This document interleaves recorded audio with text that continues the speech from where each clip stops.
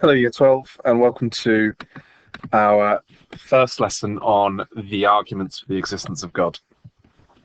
So, this is arguments, logical, rational arguments, which aim to prove that God exists. So the first thing we should say is that this has got nothing to do with faith. This is attempting to demonstrate the existence of God with evidence and with logic and with reason. And if these arguments work, then they should work for all people. They should be able to prove that God exists. So we can ask, first of all, should there be arguments for the existence of God? So perhaps you think that God can't be proven and we simply have to take an epistemic leap, a leap of faith, and God maybe has deliberately hidden his existence from us in order for us to make this leap of faith. So this is an argument that some people might suggest. So there can be theists, people who believe in God, who say that you can't prove that God exists. However, there have been theists over the millennia, 2 millennia, who believe that they've been able to prove the existence of God.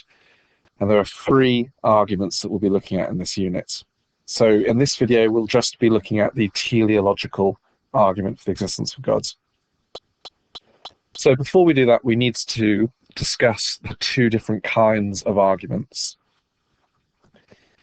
First are arguments from observation, and these are a posteriori arguments. Then we have arguments based on reason, and these are a priori arguments. So, a posteriori arguments. A posteriori means post or after experience. So looking at the world with the senses, and then making a reasonable conclusion based upon the senses. Okay, so for example, the shop sells umbrellas. That's an a posteriori statement, because it's based on evidence, looking at the shop window, looking at the website of the shop, for example. But arguments based on reason are a priori. This is an argument which reaches a conclusion as a result of reason alone. So, for example, a bachelor is an unmarried man. You don't need to investigate the world to know this is true. It's true by definition.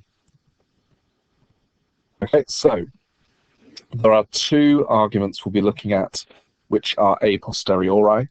They are the teleological and the cosmological arguments. And then there'll be 1 argument which is based on reason, which is the ontological argument. So we're going to go into quite a lot of depth over the next 3 videos on these arguments, but I thought it might be useful to begin with to just set out the arguments in their simplest form. So this is the teleological argument. It's also called the design argument. Through observation of the world, a posteriori observation, we can see that the world is complex. It seems to have a telos, or a purpose. It's moving towards fulfilling a goal. That's why it's called the teleological argument. So first premise, a premise is a statement. The world is complex. Second premise, complex things usually need designers. You can probably guess what the a posteriori conclusion is going to be. The conclusion is, therefore, the world has a designer, and this is God. Okay, so looking at the world and drawing a reasonable conclusion based upon the evidence of the senses. Cosmological argument says this: everything has a cause. Nothing can cause itself. An infinite regress of causes is impossible. There must therefore be a first cause, and this is God. So that's the next video. And finally, the ontological argument. This is based on reason. God is the most perfect being I can think of. If God did not exist, he would not be perfect.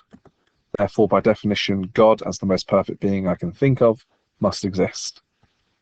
So these are the 3 arguments. And if you understand these at this stage, then that's brilliant. All that we need to do is just to go into detail and then just to analyze them. Do they work? So we'll start with our first argument based on observation. That's the teleological argument. The first thing we're going to do is we're going to explore what an a posteriori argument is. So this will be true for the cosmological and the teleological. So for this video and the next one. So what is an a posteriori argument? Well, you look at evidence in the world and then you draw a reasonable conclusion. Another way of describing this sort of argument is it's an argument based on induction. Induction means that we draw a conclusion based on evidence. And an a posteriori argument can be based, well, it can be constructed in any way you like. It's on, we construct them every single day. So here's an example, okay? Let's imagine you have a friend and she's called Chantal, okay? Chantal, you see with your eyes, this is evidence, she hits her mum. Chantal also shouts at her friends.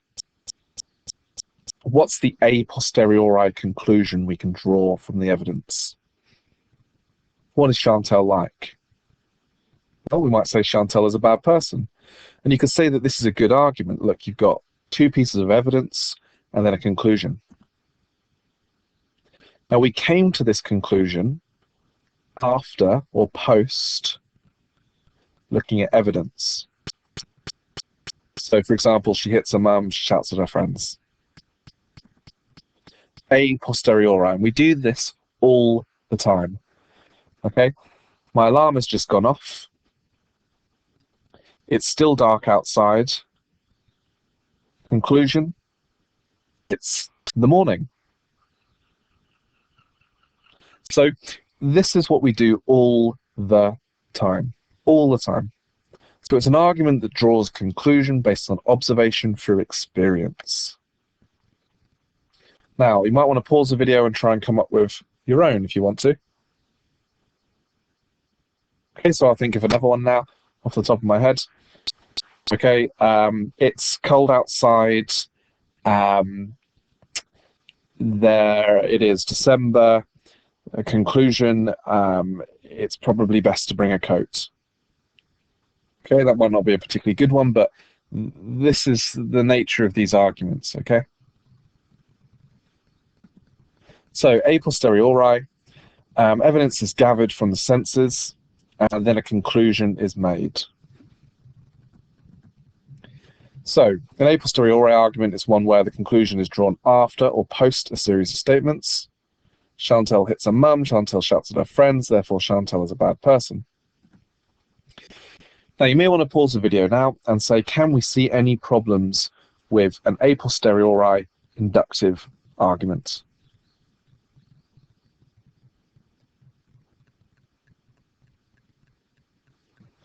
Okay, well, some issues with this. It could be that we've jumped to a conclusion too readily. That means our conclusion might not follow the premises. It might not be that Chantal's actually a bad person. There might be other evidence that we're not yet aware of. For example, maybe she's being abused by her mum and her friends. If that's the case, then actually she's not a bad person. She's just reacting to the abuse that she's receiving. So there might be other evidence that we're not aware of. So it's not a logically certain conclusion. So a posteriori arguments is one where the conclusion is drawn after or post a series of statements. Here's another example. The chair in the living room is red. The chair in the bedroom is red. Therefore, all the chairs in the house are red. Now, we can see that this may be a good argument, but it's also potentially flawed. For example, there could be a blue chair in another room. Just because every chair that we have seen is red, it's not logically certain that all of the chairs in the house are red. Similarly, whenever I have seen someone who's shot in the head, they die. This person has been shot in the head. therefore they must be dead.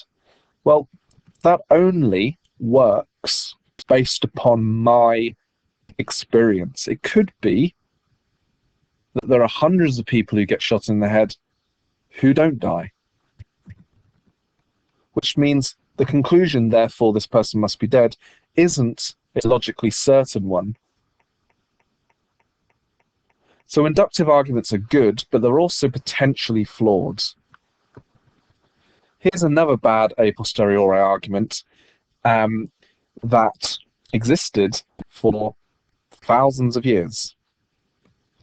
When things are thrown, they fall. When I look as far as I see, everything is flat. Therefore, the Earth is flat. Everything goes down. Now, this seems to be quite a good argument. You know, these two pieces of evidence are true. When I look as far as I see, everything is flat. When things are thrown, they fall. These are both true, and yet the conclusion is false. The Earth isn't flat. And that's because there's missing evidence. Eventually, you know, people went to space and they could see that actually the Earth isn't flat. It starts to curve. It's just an illusion. So there are problems with a posteriori arguments. We tend to jump inductively to a conclusion, and it may be true, but it often may be false as well. So they're based simply on our subjective experience as well. And there may be missing pieces of evidence. However, good things of an a posteriori argument are they rely on evidence, and it does seem to tell us something new about the world when they are accurate. Okay.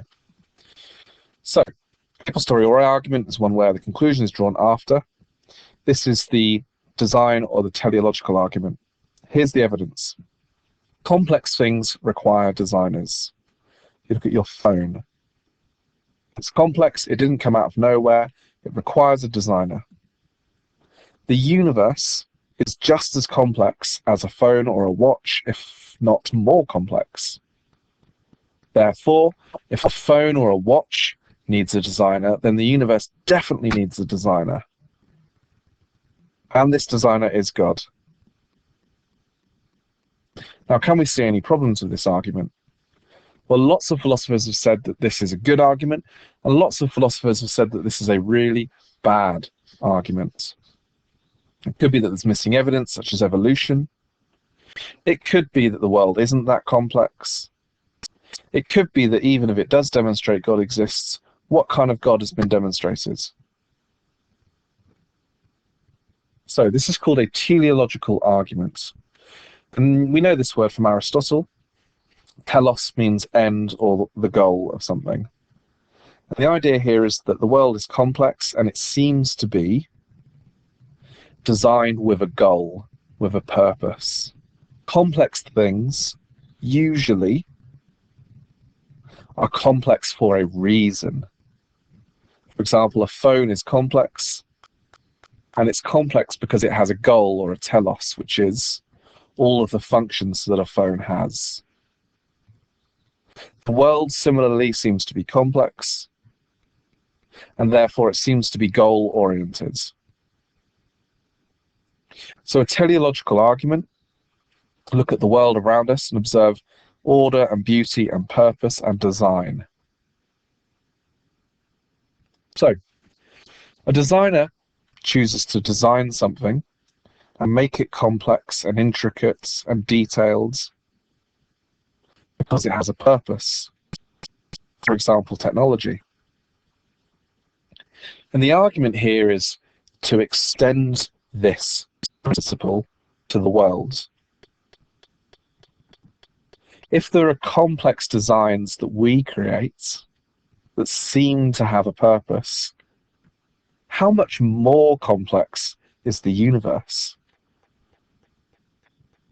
If we look at the exact physical laws that governs the way that the world works, the beauty and the order and the design and the infinite level of complexity that's involved in atomic structures and gravitational fields and the anatomical structure of the human body, they all seem to be working Every part of the human body works for this grander purpose.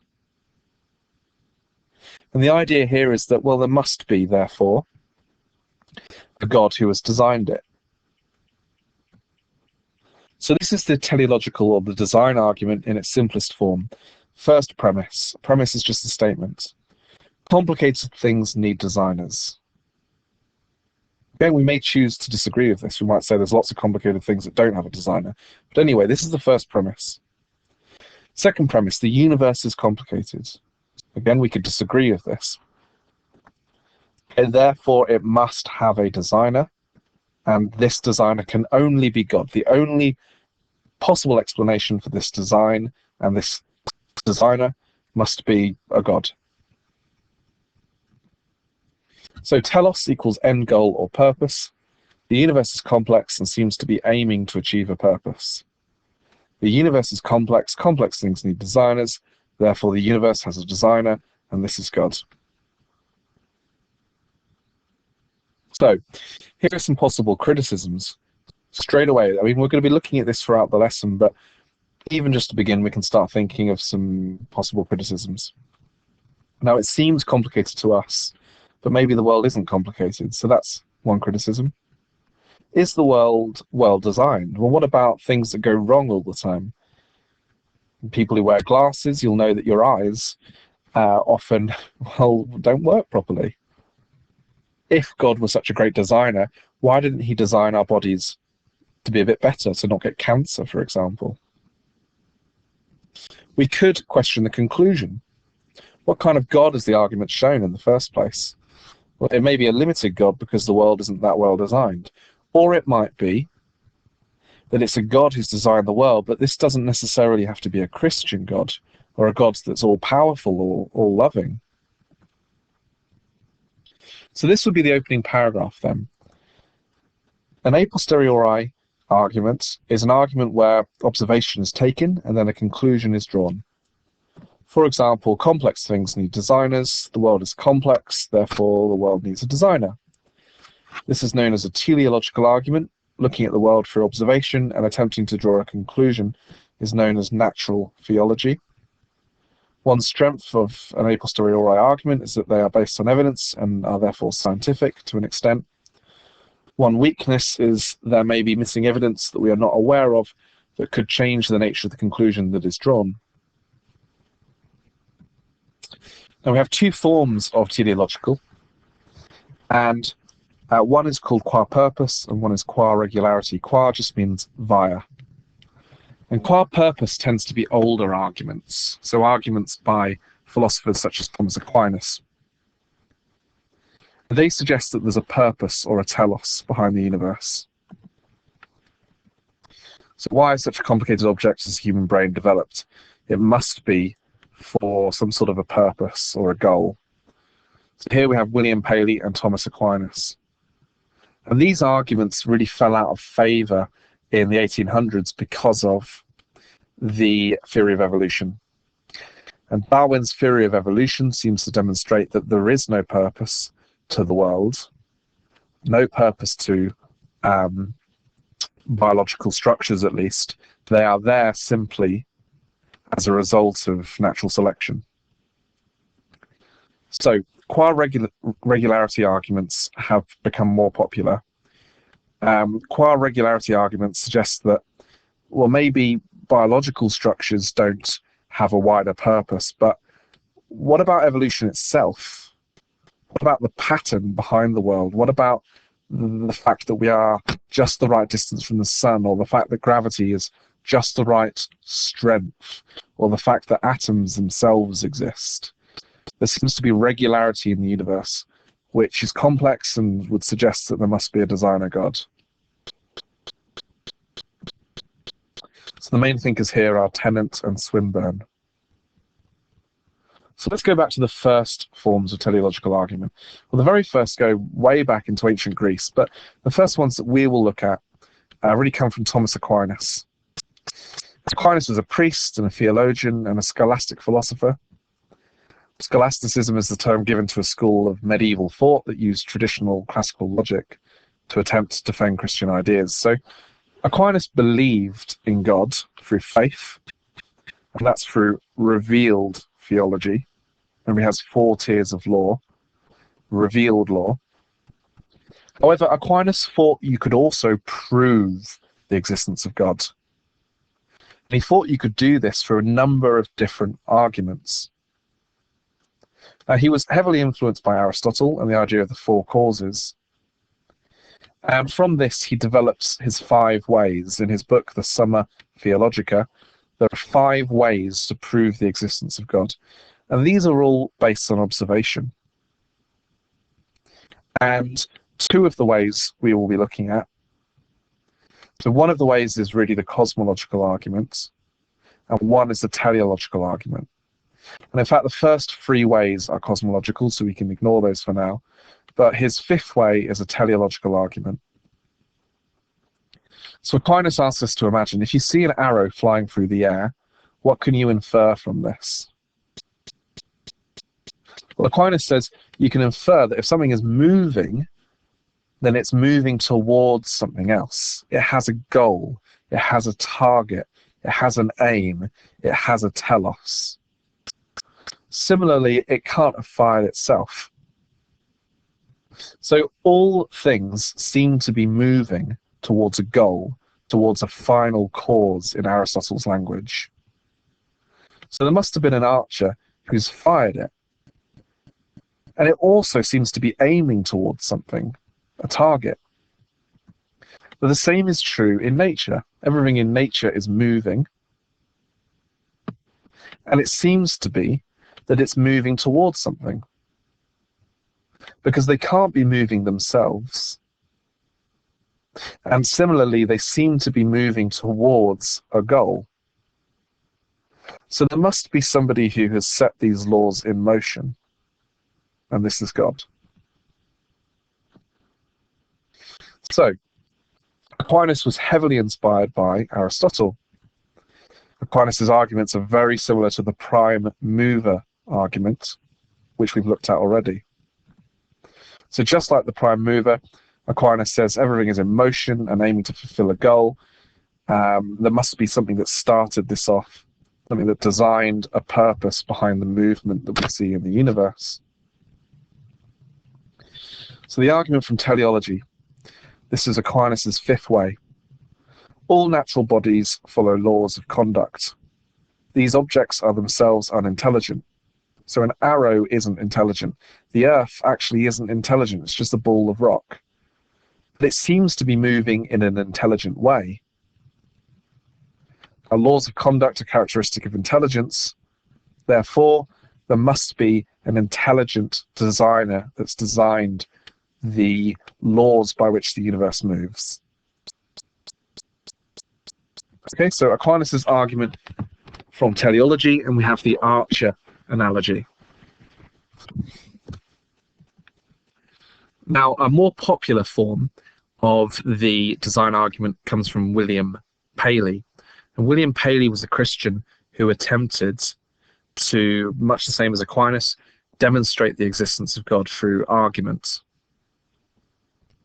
So William Paley was an English pastor or priest. He was an amateur scientist living between 1743 and 1805. He makes another form of the teleological argument, but this time it's based on an analogy. Analogies are comparisons, a bit like similes. You compare one thing to another in order to try and make sense of something by understanding the thing that it's compared with. So he did this in his book called Natural Theology, or Evidences of the Existence and Attributes of the Deity, collected from the appearance of nature. And this is Paley's watch. So Paley says, imagine in crossing a heath is just a field. Suppose I pitched my foot against a stone. Were I asked how the stone came to be there, I might possibly answer that for anything I knew to the contrary, it had lain there forever. Nor would it perhaps be very easy to show the absurdity of the answer. But suppose I had found a watch upon the ground, and it should be inquired how the watch happened to be in that place. I should hardly think of the answer which I had before given, that for anything I knew, the watch might have always been there. The watch must have had a maker, that there must have existed at some time and at some place or other an artificer or artificers who formed it for the purpose which we find it actually to answer, who comprehended its construction and designed its use. Every indication of contrivance, every manifestation of design which existed in the watch exists in the works of nature, of being a greater or more, and that in degree which exceeds all computation. So let's break down this argument. This is what Paley is saying. No one would imagine a watch designed itself. You might look at a stone and think, oh, whatever, that just came about randomly. But a watch, if I found a watch, I wouldn't say that it randomly came into existence. It's just too precise, too clever, too well designed, and too purposeful. It seems to be designed so complicatedly in order to tell the time. So if I see a watch, it must have a designer. Now, the universe is far more complicated than a watch. Therefore, if a watch must have a designer, the universe definitely must have a designer, and this can only be God. Therefore, God exists. Now, do you like this argument? Do you think it's a good argument? Lots of people have been convinced by it. So you might want to pause and just think to yourself, do I like Paley's argument? Okay, so this is a possible beginning of a 30-mark question that says the teleological argument is a poor argument for the existence of God. So teleological arguments are examples of natural theology, which appeal to the natural world and human reason to demonstrate the existence of God. Telos means end, and teleological arguments are those which look at the end result in order to draw a conclusion. In the case of design arguments, the end result is the natural world, and advocates of these arguments, such as Thomas Aquinas and William Paley, believe that by looking at the world around us, we can conclude that its cause must be God. Aquinas and Paley take slightly different approaches to this argument, as Aquinas argues from qua regularity, whereas Paley argues from both qua regularity and qua purpose. In this essay, I'm going to argue that teleological arguments are unconvincing when they attempt to prove the existence of God for two main reasons. Firstly, due to the fact that they, by its nature of being an inductive a posteriori argument, it's not logically certain. And secondly, due to the fact that I do not believe that the world we live in points to an infinite, perfect creator. Teleological arguments are inductive a posteriori arguments, which means that they draw a conclusion after having considered the evidence available. For example, we might observe that Chantal hits her mum and is rude to her friends. From this, we might then conclude that Chantal is a bad person. This seems like a fair assumption to make because we've based our conclusion on that which we have experienced.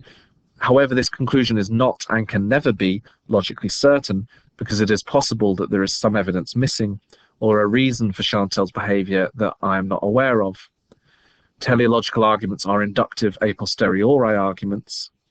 The world around us has examples of order, purpose, and regularity. The complexity of the universe shows evidence of design. Such design implies a designer. Therefore, the universe has a designer, and this is God. The conclusion that God designed the world is come to after having gathered information from the senses, namely that there is order and purpose in the world around us. The proof is inductive, which means that the conclusion has not been proven, but is merely probable. Okay, so do you agree with teleological arguments? Could we explain complex things in the world without God? That's the question. Do we need God to make sense of complexity? So David Hume heavily criticizes the design argument. He was a Scottish philosopher. He was actually writing 22 years before Paley's watch. So really he's attacking older versions of the argument. He was part of the British empiricist and skepticist or skeptical movement. So empiricists believe that all ideas and knowledge come from the senses, and you can't know any more than that. So Hume will say, we've never seen God create the world, so we cannot say that God created the world. And skepticism is the process of questioning or calling into doubt. So he's questioning these arguments. He's saying, wait a second, hold up. Are we sure that this is true? So Hume's criticisms of the teleological argument are found in his dialogues concerning natural religion. And in this book, like Plato, he uses dialogue form to criticize and ridicule the teleological argument. He includes three characters to do this: Cleanthes, Philo, and Demea, or Demea. This was published after Hume's death, and that's because it was very controversial. Hume was saying that arguments for the existence of God don't work. And that's very controversial, because this is a time where it was considered dangerous to go against established religion. So Hume says a very small part of this great system during a very short time is very imperfectly discovered to us. And do we thence pronounce decisively concerning the origin of the whole?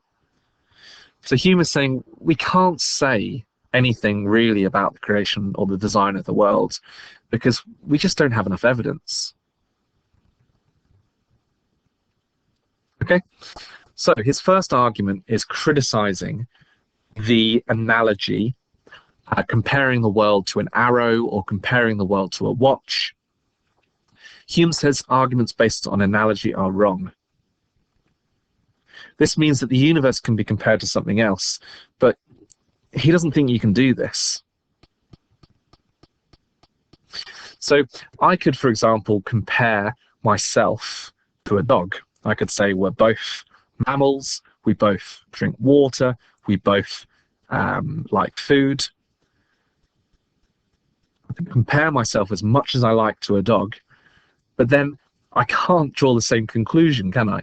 So I could then say, well, a dog likes water, I like water. A dog likes food, I like food. A dog is a mammal, I'm a mammal.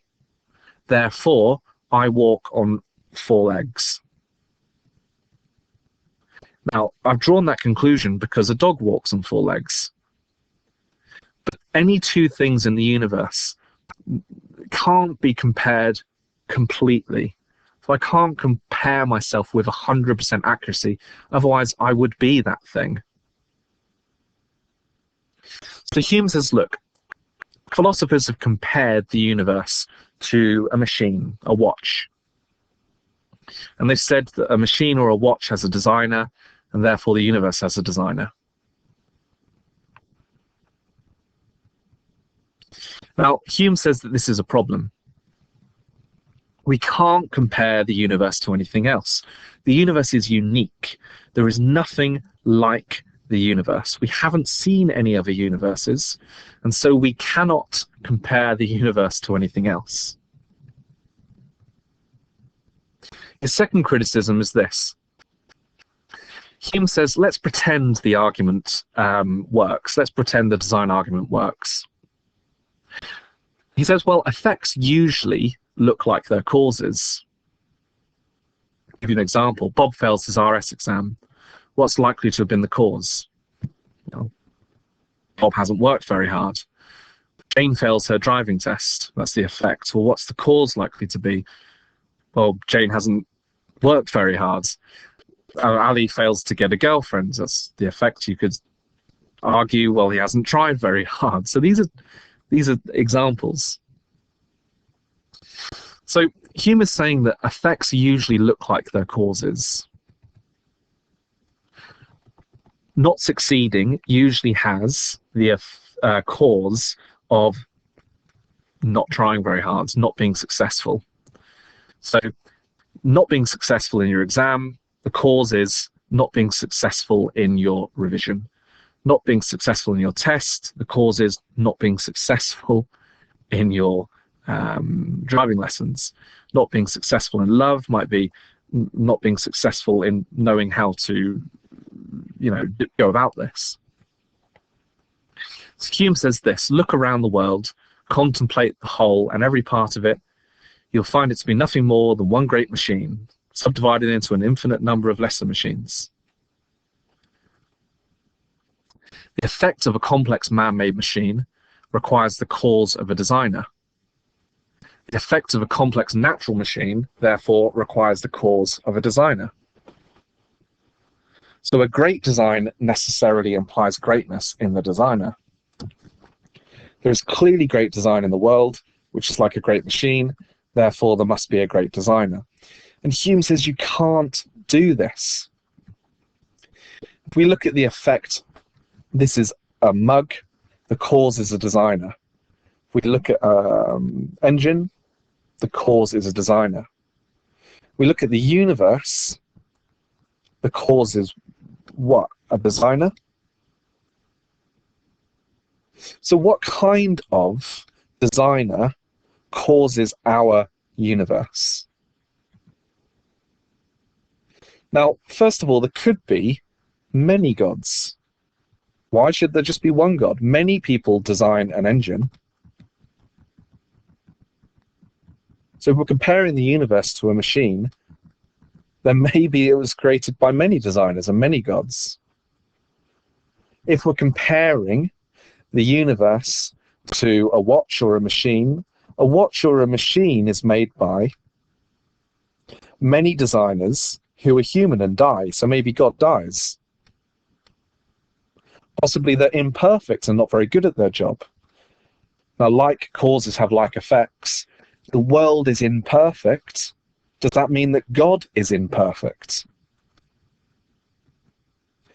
God simply becomes a caricature, just another human designer. Possibly he's male or female, possibly he doesn't love us. What does this actually tell us about the designer? So is this the kind of God that religious people would recognize? The argument is no.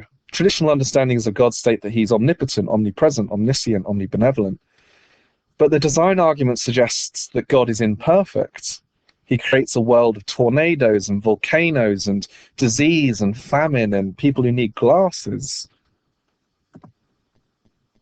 So this suggests that an imperfect world has an imperfect designer. So Hume kind of mocks the design argument here. He says, well, maybe the universe was created by a young or an inexperienced or a trainee god, or by an old senile god. So the designer of this house, we might say, is not a very good designer because it falls apart. Similarly, the designer of an imperfect world must be an imperfect God. So these are Hume's criticisms. If like causes have like effects, what kind of God has been proven? Hume isn't actually denying that the design argument works. He's just saying, if it works, what has it shown? It hasn't shown very much.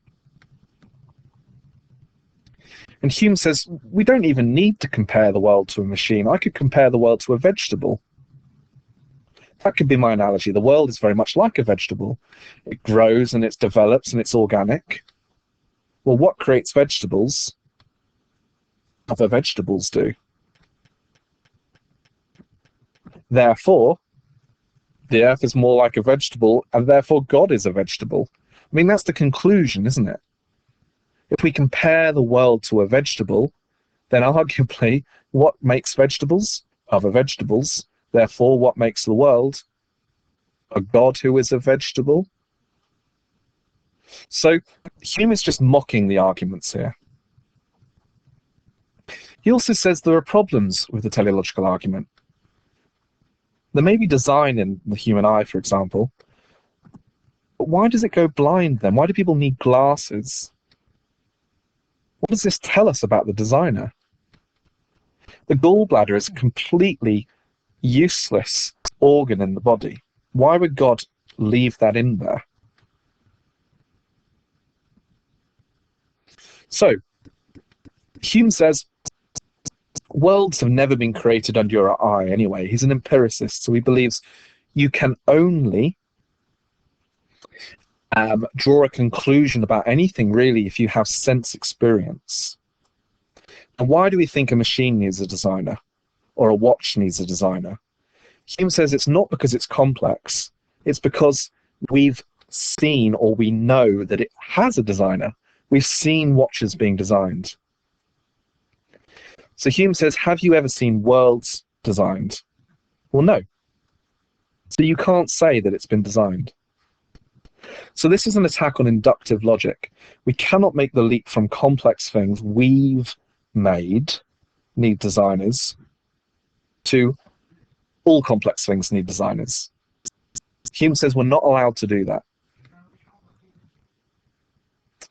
So it might be that the world is just so complicated and so much bigger than us, we can't compare it to anything in our worlds. We simply have no experience from which to state that the world requires a designer. It's a bit like asking a fish to understand how the pond was made. We weren't there at the beginning, if there even was a beginning. So we only assume a machine needs a designer because we've designed it. So Hume calls our experience imperfect. So there's an inductive leap from the premises to the conclusion. We don't know that the Earth needs a designer. Also adaptation. Interestingly, Hume is writing before the theory of evolution. But he says that actually complexity in animals, in designs of animals, isn't an argument for a designer, because it could be that animals have just adapted slowly to their environments. And this is what the theory of evolution actually says. And Hume says, no, adaptation to environment isn't proof of a designer. He says instead, well, look, how could an animal survive unless it had adapted to the environment? So the fact that an animal is here that is adapted to the environment doesn't prove anything. It doesn't prove it's been well designed, because if it hadn't been adapted, it wouldn't be here. So criticism 4, adaptation to environment isn't proof of design. We have another criticism. We have either the universe is ordered or it came about by chance. And we might say if matter and energy have always existed, as Einstein will later go on to say, then given an infinite amount of time, anything is possible. So complexity could just be an accident. An accident. And this is very similar to a modern argument called the infinite monkey theorem. And the infinite monkey theorem says if you get an infinite number of monkeys and an infinite number of typewriters, and you put them in a room and they bash the keyboard with their hands, and then you put them in the room and they have an infinite amount of time to bash the keyboard with their hands, eventually one of them will create a complete work of William Shakespeare, word for word, letter for letter, without any mistakes. Now, does that mean that something so complicated and beautiful and well designed as William Shakespeare's complete set of works was designed by the monkey who's hit the keys randomly? Well, the answer is no. It was random. Now, it's very, very unlikely, isn't it, that a monkey will hit the keys in exactly that order without making any mistakes. But that's the point of infinity. If you have an infinite timeline, that will eventually happen. So if a monkey was bashing a typewriter over an infinite amount of time, eventually it would produce word for word without any errors the complete works of Shakespeare. And I've tried this myself.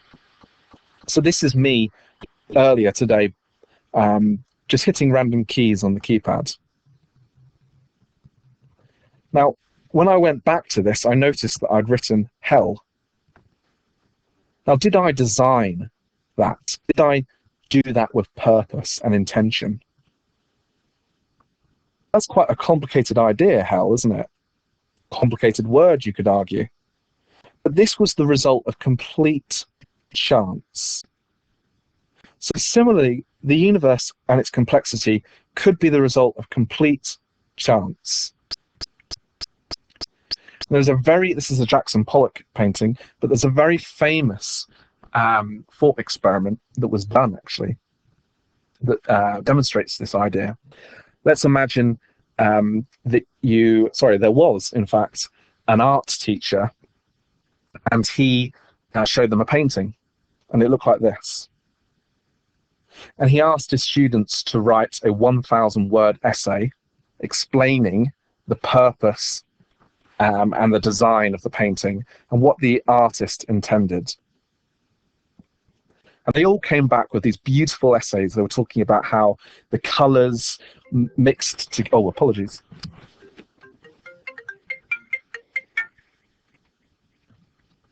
How all the colours mixed together showed creativity and showed chaos and showed the beauty of the world and the intricacy of design. And they saw all of this purpose in the painting and all of this design in the painting. Then the art teacher zoomed out and showed them that this was actually his apron, and this was paint that had fallen onto his apron. There was no design, there was no purpose, it was an accident. And yet humans, the human mind, is so desperate to see purpose and design and telos. So maybe the universe isn't designed, it's just an accident. It may have always existed, in which case a combination of events which created life is just random and by chance. John Stuart Mill also criticizes the argument. He says, what kind of God must have been created, or must have created our world? Even if it works, there's so many imperfections in the world that either God isn't all-powerful or he doesn't love us. For Mill's criticism, what kind of God has been created? We also have Darwin. Now, you can read through this in your own time. But Darwin suggests that actually the complexity in the natural world is just the result of trial and error. It's just natural selection over time, which tends to favor organisms that are adapted to their environment. So complexity is just a process of blind evolutionary selection. Immanuel Kant also criticizes the design argument. An inductive argument based on sense information can never prove the existence of an infinite, perfect, all-powerful God. Now, God is supposed to be beyond his creation, and therefore there'll never be any proof for the existence of God within the world. This is what Kant says. So how can the human mind and senses give apodictic, this means 100% certain, proof of God's existence? So we have Charles Darwin, who said this: random, evolutionary, natural selection produces complexity, not God. Michael Beher disagrees with this, and he says there's something called irreducible complexity. Some things are just too complex for evolution to explain. So evolution might explain complexity, but it doesn't explain evolution. How did evolution develop? How did gravity develop? How did atomic structures develop? There's no explanation for that evolution can give. So Dawkins agrees with Charles Darwin, and he agrees with him specifically in his book, The Blind Watchmaker.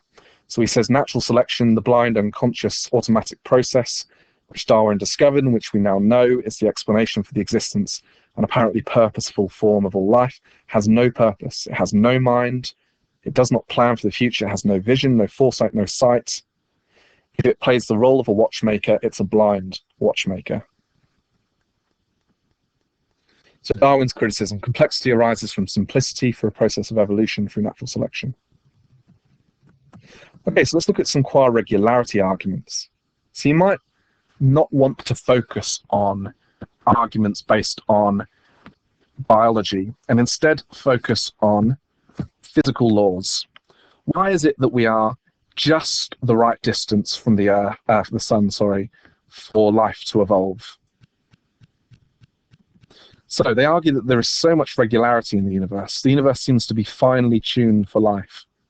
If we were a tiny bit further away from the sun, life wouldn't be possible. If we were a tiny bit closer to the sun, life wouldn't be possible. So this is called the fine-tuning argument.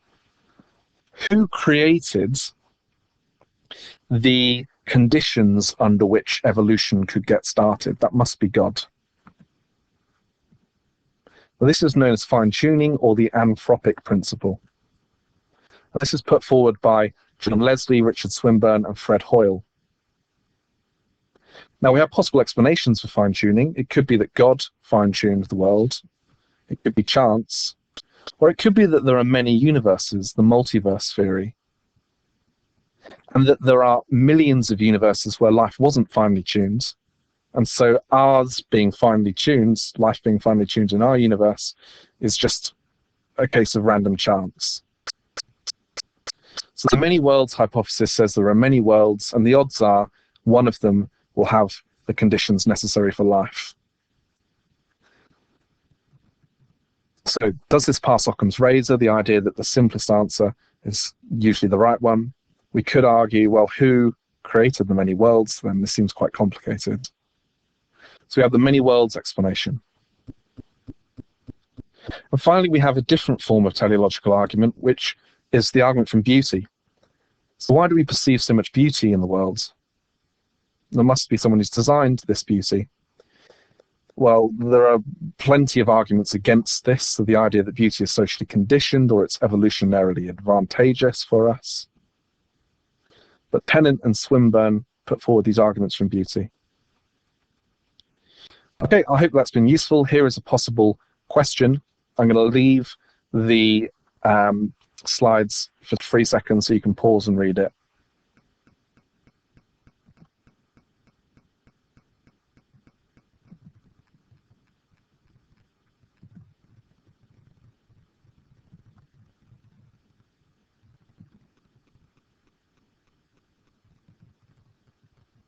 Okay, thank you very much, Year 12.